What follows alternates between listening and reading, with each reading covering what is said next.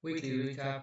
First trade was on Tuesday, and HWH got involved in the 470s. This was surging up here. I missed my entry in the 430s, 440s, and got involved at 470s, and ended up selling in the low fives. Unfortunately, missed out on this the second kind of leg up here, by setting too tight of a trailing stop. So I missed out on a good win there. These are hard to trade with large size because of the range. So there's a huge range on this, so you can get hurt very quickly if you're not managing your size properly.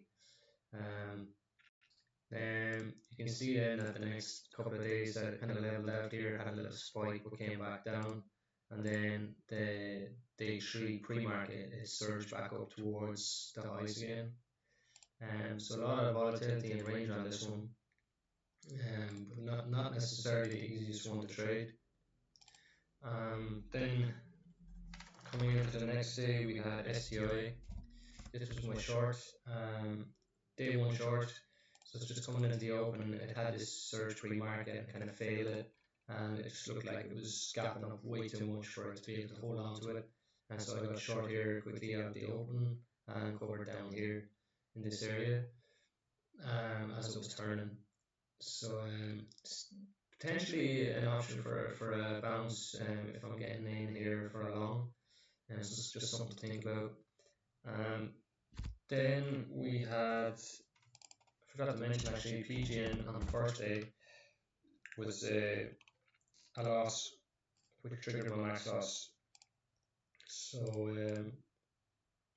this has been running for multiple days, and then it come up close to the 5 area, and I thought it was maybe going to break 5 on this particular day, on the Wednesday, but it didn't. And sorry, it was down here. I was trading here, and I get stopped out down here. Briefly breaks to 5 the next day, but it didn't maintain it. It's been running quite a while. The volume isn't major on it, and so probably just needs to pull back somewhat. Then CIGL. So this was one where I got involved when I came down and I was looking for a bounce back. It happened on Friday where it surged and went on the Friday afternoon squeeze. So just something to keep in mind. I've drawn a little kind of consolidation zone here. And maybe should have set an alert in around this area, because I did mention in my previous video it was hard to predict at this point where it was going to go, but in hindsight it's maybe worth a shot. This tends to happen if a stock does hold up, especially coming into the weekend. Short sellers don't want to be holding over the weekend because anything can happen. You can see they get squeezed out here towards the end of the day. Then Friday we're into OPEN, which is all the talk at the moment, and there's huge volume on this, and it just tends to keep going higher and higher.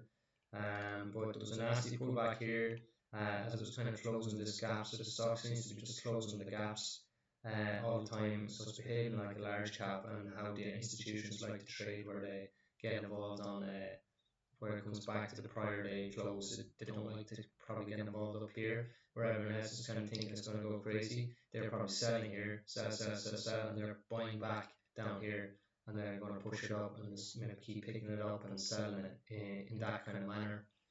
So just something to think about going forward on that one.